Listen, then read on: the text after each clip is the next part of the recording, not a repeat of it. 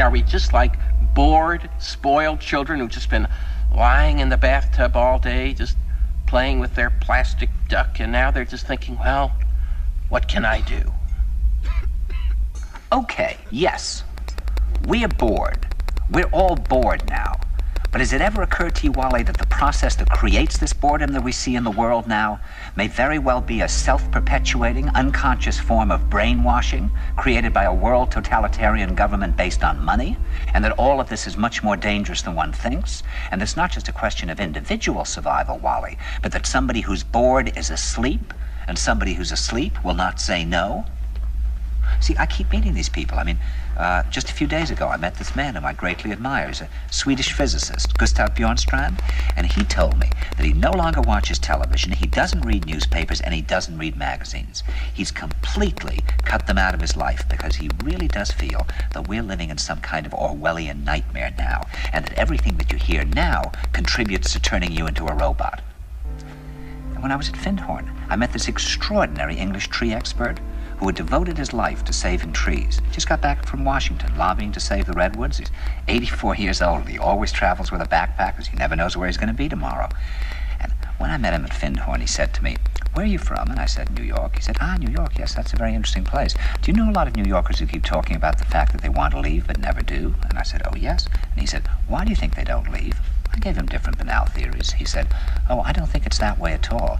He said, "I think that New York is the new model for the new concentration camp, where the camp has been built by the inmates themselves, and the inmates are the guards, and they have this pride in this thing they've built. They've built their own prison, and so they exist in a state of schizophrenia, where they are both guards and prisoners, and as a result, they no longer have, having been lobotomized, the capacity to leave the prison they've made, or to even see it as a prison." And then he went into his pocket and he took out a seed for a tree and he said, "This is a pine tree." He put it in my hand and he said, "Escape before it's too late." See, actually for 2 or 3 years now, Chiquita and I have had this very unpleasant feeling that we really should get out. And we really should feel like Jews in Germany in the late 30s. Get out of here.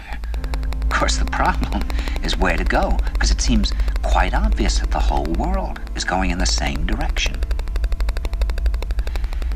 See, I think it's quite possible that the 1960s represented the last burst of the human being before he was extinguished, and that this is the beginning of the rest of the future now, and that from now on there'll simply be all these robots walking around, feeling nothing, thinking nothing, and there'll be nobody left almost to remind them that there once was a species called a human being, with feelings and thoughts, and that history and memory are right now being erased, and soon nobody will really remember that life existed on the planet. Now, of course, Bjornstrand feels that there's really almost no hope, and that we're probably going back to a very savage, lawless, terrifying period. Findhorn people see it a little differently. They're feeling that there'll be these pockets of light springing up in different parts of the world, and that these will be, in a way, invisible planets on this planet. And that as we, or the world, grow colder, we can take invisible space journeys to these different planets, refuel for what it is we need to do on the planet itself, and come back. And it's their feeling that there have to be centers now where people can come and reconstruct a new future for the world.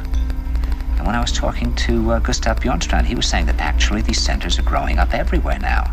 And that what they're trying to do, which is what Findhorn was trying to do, and in a way, what I was trying to do.